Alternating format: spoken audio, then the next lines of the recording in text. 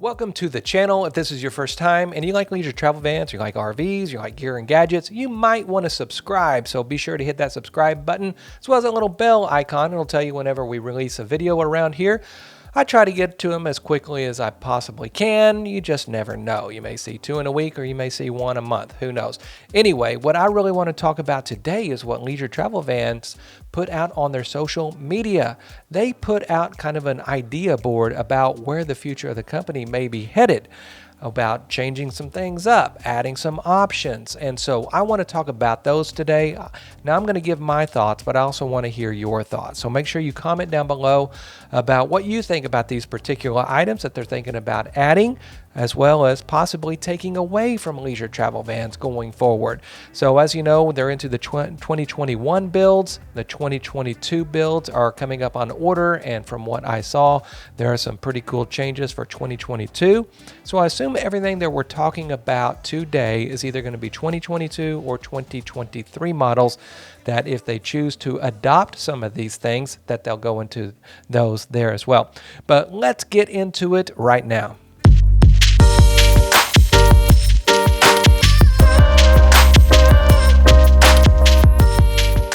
Okay, the very first thing is a 4x4 Sprinter chassis.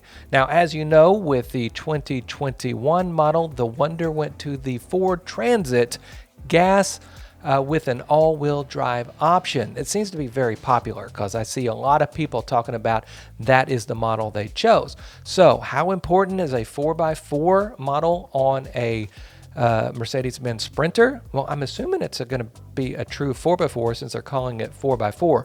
All-wheel drive and 4x4 are two completely different things. All-wheel drive is not necessarily going to get you out of a ditch, whereas a 4x4 could. But then that lies the question. Am I going to take my, six-figure leisure travel van down a logging road that maybe is better fit for a small class B or a Jeep or something like that? I don't think so. So is a 4x4 Mercedes-Benz important to me? No. Okay, next, parking assist system. Well, this is absolutely a no-brainer. All of our cars are used to a kind of a bird's eye view, kind of a really helping you park. As you know, with my 2020, I don't know about 2021 and future LTVs what that rear view camera looks like, but it is not great. It is a very high angle. You can't really tell. It's very wide angle and high. I mean, it helps. You can see if there's anything behind you, but it can't give you, you can't judge any distance. You don't know if you're about to hit something. And so, yeah, I would totally take this, whether it be sensors like on your car. I'm assuming that's what they mean, as well as looks like a bird's eye view camera. 100%, I want this option. All right, now they're asking, do we want more than just the Ford or the Mercedes-Benz chassis? So I'm assuming the only other one out there is the Ram chassis. I hear it's a pretty good chassis. I know Winnebago uses it a lot for their Class Bs. So I'm not that big of a deal. I mean, the big Wonder versus Unity is always, it's about the chassis. Do you want a Ford chassis or do you want a Mercedes chassis? Well, I mean, if you throw in the Ram, I don't know how important that is. That's not important to me at all.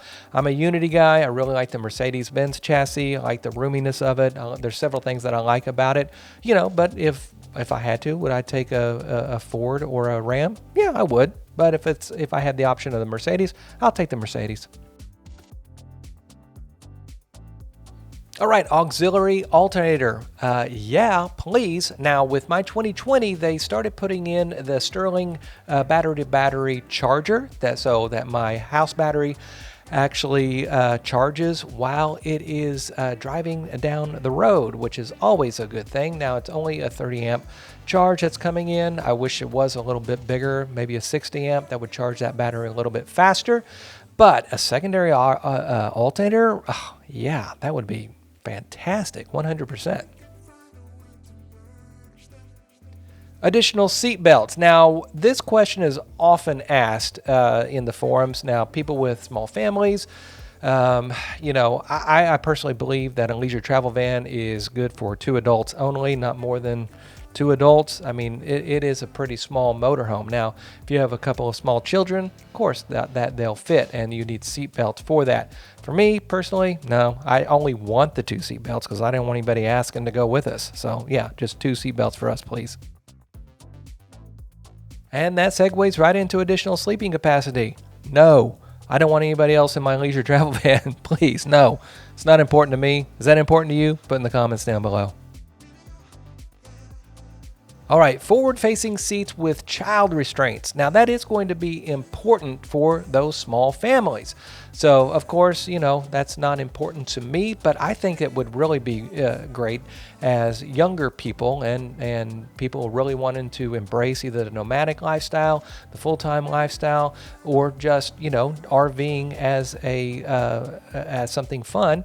I think it's important that they, you know, add in more of a child-friendly seatbelt option into the leisure travel vans. Again, not for us, but like I said, I think leisure travel vans really does kind of lend itself towards young families. So yeah, go for it.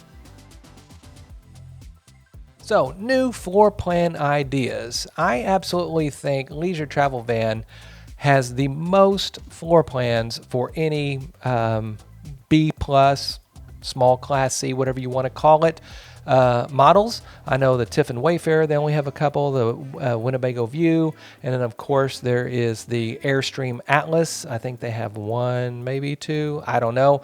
But leisure travel vans, I mean, in the Unity model, what is there, 5, I think? So more floor plans, why not? Let's see what you come up with. That new rear lounge, man, that is fantastic. If I didn't get the FX, I definitely would have gotten the rear lounge.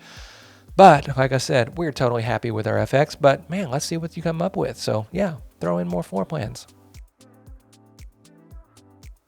Exterior storage. All right, if you're a leisure travel van owner, you're gonna know the answer to this is an emphatic yes. Could we use more exterior storage? I always think that's a good idea. Now, I am also a minimalist. I like the idea of having, you know, less storage space equals less stuff that I'm taking. Of course, then if you add more storage space, then you got to think about weights and all of that. So what are they going to do to compensate for that? So how are they going to be able to put in the weight capacity in order to carry all the extra stuff? So if you look at a Tiffin Wayfarer, I mean, they have massive storage bays, exterior storage bays, but the problem is they have a lower weight rating than the leisure travel van. So you have all that extra room. I mean, you could put a ton of balloons in there, I guess, and get away with it. But would I like to see a solution for more exterior storage plus the extra weight to carry it? Sure, why not? Love it. 4 Seasons package. Absolutely. If you ever watch the Windlands at RV Lifestyle, you see that they take their leisure travel van and they go out in the snow and they winterize the coach so they're not able to use any of their water. And I think they flush their toilet with antifreeze, and so that totally works for them. However, most people are not going to do that. And so do I think winter camping would be fun? Yeah, absolutely. In fact, we actually stayed at a Harvest Host last night, and it got down to, I think, about 35 here in Texas last night, and it was pretty chilly. Of course, it didn't go below freezing, so I wasn't worried about winterizing the coach, but we turned the furnace on and got nice and toasty in there. So would I like to see a total zero package, winter package? I would totally buy that because, man, I would love to do some winter camping. All right, improved AC. Now, probably you're talking to the Wonder folks there because I know their AC, you actually have the air conditioner inside the unit, so it reduces some headroom. It's also louder. So with the Unity, you do get ducted air. And I live here in Texas during the 100-degree heat, and our air conditioning sometimes, I mean, it cools it down so well that I actually get kind of cold in there when it's 100 degrees outside.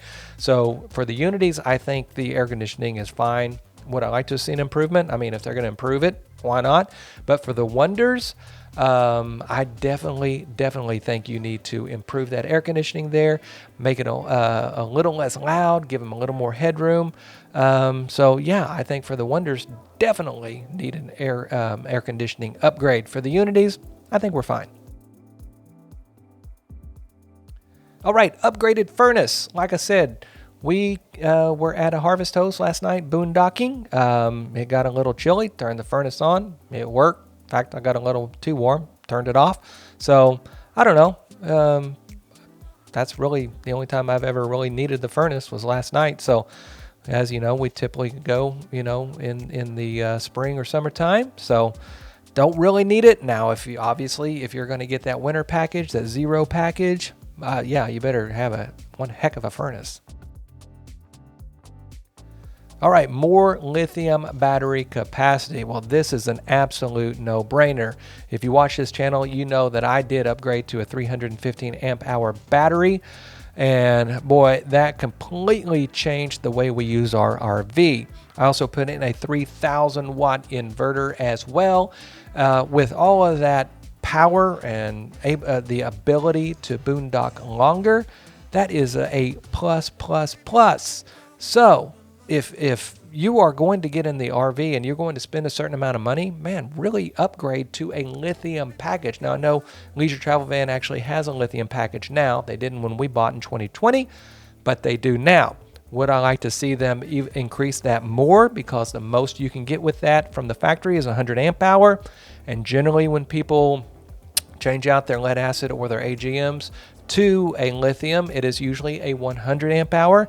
But, as you've seen on the channel, I found that Lithionics 315 amp hour battery that's smaller than two 100 amp hour batteries. So I got like three lithium batteries for the size of two underneath my step well where it goes. So yes, 100% do the most lithium you possibly can. Absolutely. All right, larger inverter, 3,000 watts.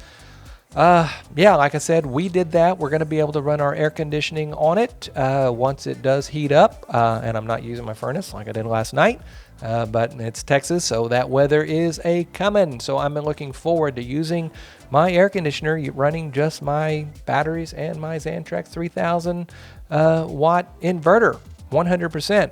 Add that option in. I think people are going to want it. Increased solar capacity. Well, one thing that I think Leisure Travel Van should probably do is add an option in where you don't have to get the stick-on flat solar panels. I mean, I have them. I have 400 watts that came from the factory. They work. Have I heard some horror stories about some of them overheating or things like that needing replaced? Yes, I've also heard that. So if they offer the ability to do some rigid panels, I think I would probably do that in the future. I do think solar and the lithium and the larger inverters are the future. And I'm sure at some point I'm going to have to replace my solar panels, those, I forget what you call them, the stick-on solar panels that came with the Leisure Travel Van, to a rigid panel that's a little more efficient. But it also, I mean, give and takes. It makes it less aerodynamic and things like that. So anyway, I do think that they ought to offer a better solar package. More solar, 400 watts is quite a bit, and it's not a large roof, so I don't know how you're going to get too terribly much. You might be able to get one more panel up there, but what I do say is definitely give more options, some rigid panel options on the Leisure Travel Van. All right. How cool is this? A Boondockers option. Man, I love that. As I just said, with our big lithium battery, our 3,000 watt inverter, I would absolutely love to have bought this from the factory. We upgraded over time with ours, added those in. So would I like to see it straight from the factory? 100%. Yeah, absolutely. Like I said, I think that's where kind of the future of RV is going, especially with the younger people coming out. They want to get out and they want to see that BLM land and different things. And so absolutely love that. Give me your thoughts in the comments below. Increased water tank capacity. this is absolutely a no-brainer. But again, it's going to go back to a weight issue. And so I'm assuming that the water tanks on a leisure travel van are what they are for a reason. How would they increase that? I have no idea.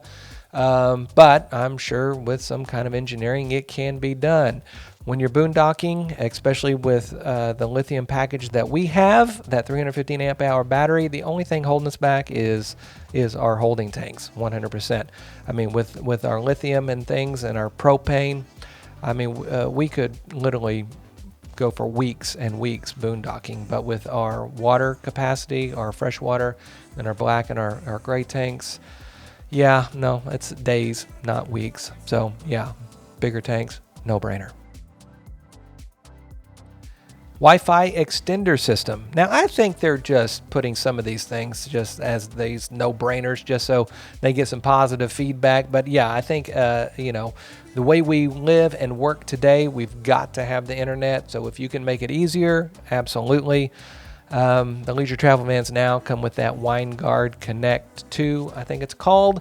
So you've basically, it's a Wi-Fi booster, it's an HD antenna, and then it is also has the ability to put in a SIM card and become its own hotspot. So if you can figure out a way to boost this, make it better, definitely do it. I'd pay for an upgrade for sure. Compressor fridge. Yeah, I think it would be good. Is it a deal breaker? No. I mean, our absorption fridge, we got that Dometic. It works fine. I mean, obviously, if you're on a angle, I don't know exactly what the angle is, but it doesn't work at all if you're on an angle. So does a compression fridge help with that? Honestly, I really don't know. I don't know. So if you know, put it in the comments below. Educate us on compressor versus absorption. Somebody, if you could do that, I'd appreciate it because I need to learn as well. All right, induction cooktop. I do think this is great. Now, I actually had planned on jumping on Amazon and purchasing a portable induction cooktop. It boils water in about 2 minutes, and during the summer, it won't heat up your coach like the propane stove will. And so I think going, especially if you're going to get a high-end lithium package that's going to be able to handle it, then 100% you should just get rid of as much propane as possible. Go completely electric. I think an induction stove is an excellent upgrade. I would totally do it, especially with the lithium battery that I have.